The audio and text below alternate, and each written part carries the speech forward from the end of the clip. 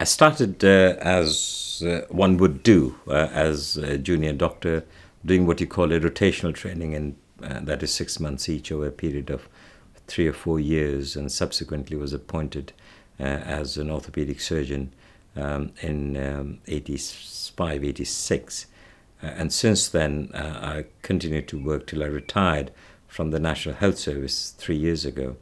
But I still continue to do part-time work for Her Majesty's Ministry of Justice and for the Tribunal Services.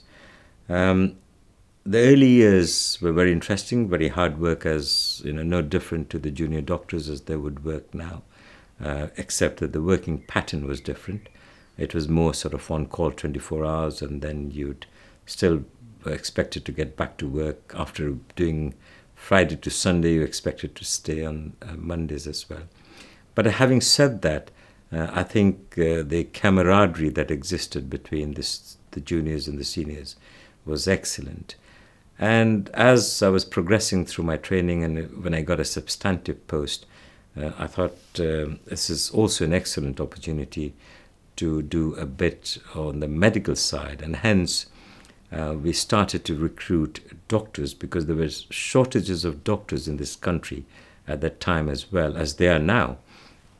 And we what you call an exchange program. This was from not only the Indian subcontinent but across the world, but most of the doctors did come from the Indian subcontinent. So we had an exchange program.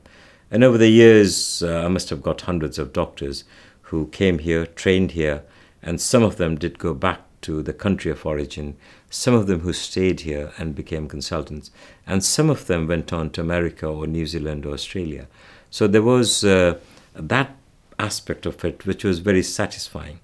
But I wouldn't have done it myself, hadn't it been for my senior colleagues at the time, who were professors and currently great friends of mine as well, who helped me entirely through that process. It was very satisfying, and of course it was very satisfying for the doctors who came here, and they were ever so grateful for that, and that continues till about 7 years ago.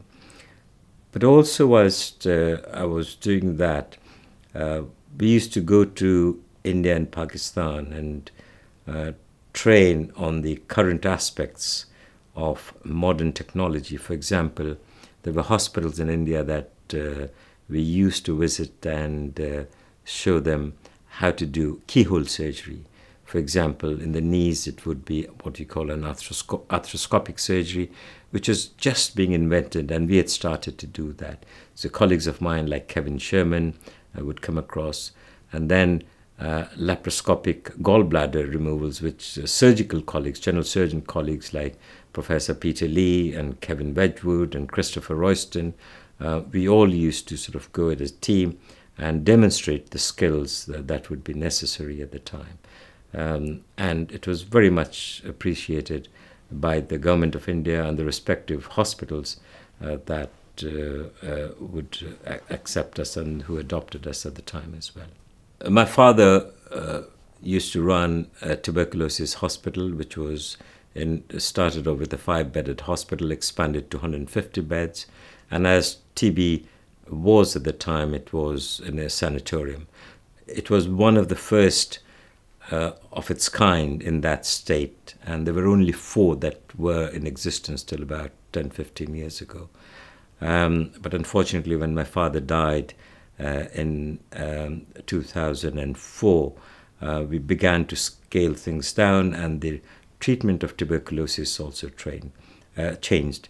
So we sort of modified it, and it's now just being run as an outpatient basis. But we're in the process of expanding it to other skills as well, and we're hoping that within the next year or two we'll be able to do so.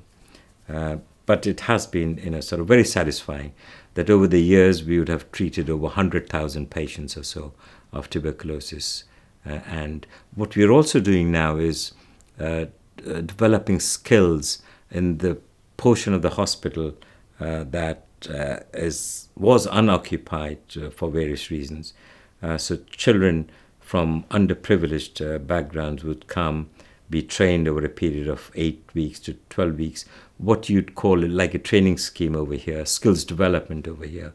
For example, in hotel management, hospitality, construction, plumbing, and in the last 4 years, we have found employment for 3,000 such students as well.